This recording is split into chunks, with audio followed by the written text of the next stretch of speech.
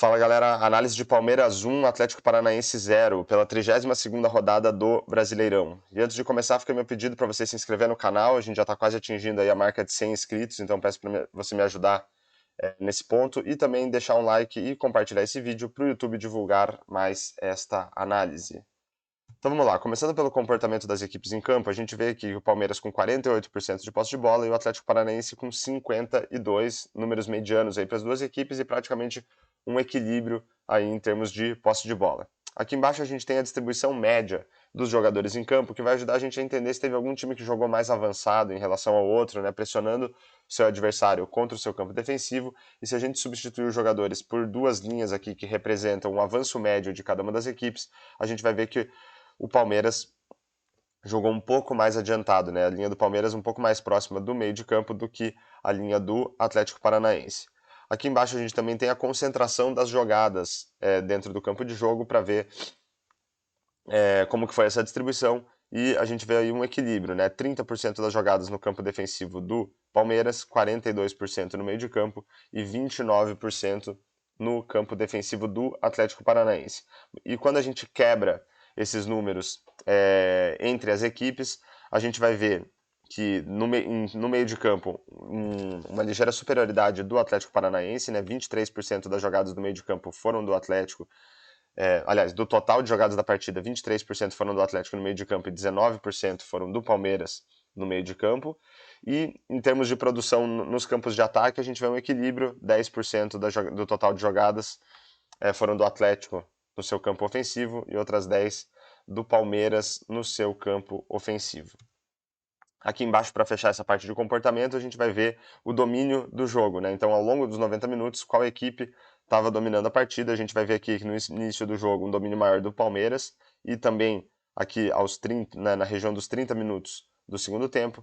E a gente vê alguns trechos pontuais do Atlético, principalmente aqui perto dos 30 minutos do primeiro tempo e também aqui na região dos 40 minutos do segundo tempo.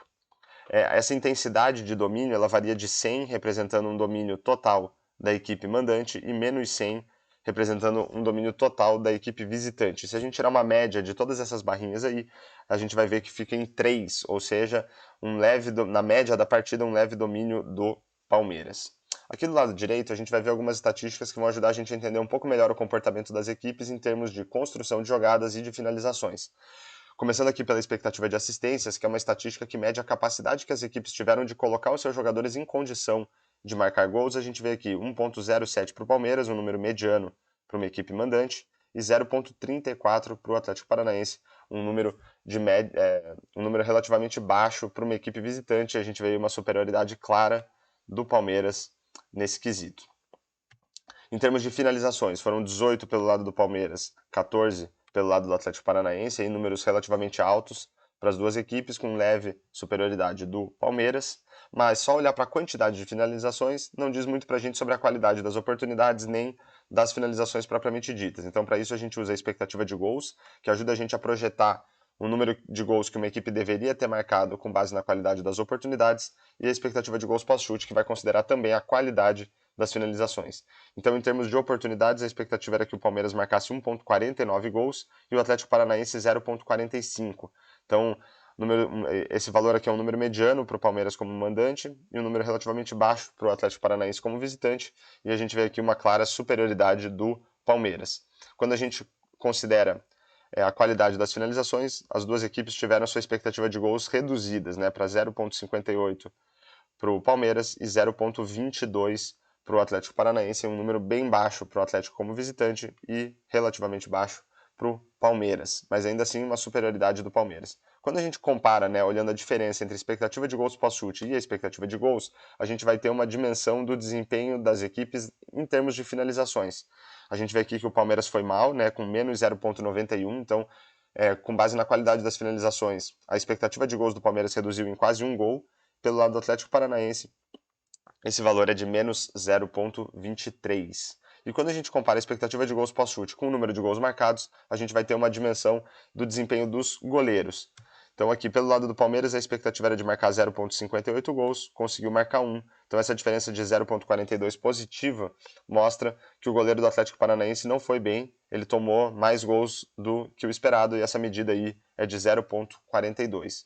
Por outro lado, a expectativa era que o Atlético Paranaense marcasse 0,22 gols e não marcou nenhum. Essa diferença é de menos 0,22, né, muito mais próximo de 0 do que de 1, então mostra aí um desempenho quase neutro do goleiro do Palmeiras. Aqui embaixo eu trago esses números em forma de gráfico para a gente entender um pouco melhor a construção dos placares de cada uma das equipes. Então, com base na qualidade das oportunidades, o Palmeiras atingiu aqui quase 1,5 gols, né? Mas ele foi mal nas finalizações, então essa barra vazada aqui a gente lê da direita para a esquerda, reduzindo aqui a expectativa de gols do Palmeiras para quase meio gol, mas o desempenho do goleiro do Atlético Paranaense compensou um pouco mais isso e fez o Palmeiras chegar em um gol marcado. Então a gente vê aqui claramente que o placar do Palmeiras foi construído basicamente em termos das oportunidades que ele criou e logo em seguida uma redução bem grande por conta do mau desempenho nas finalizações. Pelo lado do Atlético Paranaense, ele conseguiu construir oportunidades aqui para marcar quase meio gol, mas elas foram totalmente anuladas aí pelo mau desempenho nas finalizações e também pelo desempenho relativamente bom do goleiro do Palmeiras, né? As duas barrinhas aqui de finalizações e goleiro adversário, elas têm mais ou menos o mesmo tamanho, que mostram aí que a contribuição, né, desses dois quesitos, né, no placar do Atlético Paranaense foi praticamente igual, levando o Atlético a não marcar nenhum gol. E para finalizar a análise, se a gente olhar para todas as estatísticas, desde a expectativa de assistências até o número de gols marcados, elas são estatísticas que eu considero que ajudam a gente a entender a qualidade da partida. Então, uma partida em que as equipes conseguem colocar seus jogadores em condição de marcar gols, que conseguem ter um bom número de finalizações e assim por diante, até o número de gols marcados. Então, enfim, são estatísticas aí que vão ajudar a gente a entender a qualidade da partida. De todas essas estatísticas, a gente vai ver que as únicas que têm 4 estrelas ou mais, né, no caso a gente não teve nenhuma estatística com 5 estrelas, são as de finalizações pelas duas equipes, né? De resto aí todas as estatísticas com 3 estrelas ou menos, que mostra aí uma partida no máximo mediana, de mediana para ruim, aí, vamos dizer, entre Palmeiras e Atlético Paranaense, mas melhor para o Palmeiras, que conseguiu o resultado de 1-0.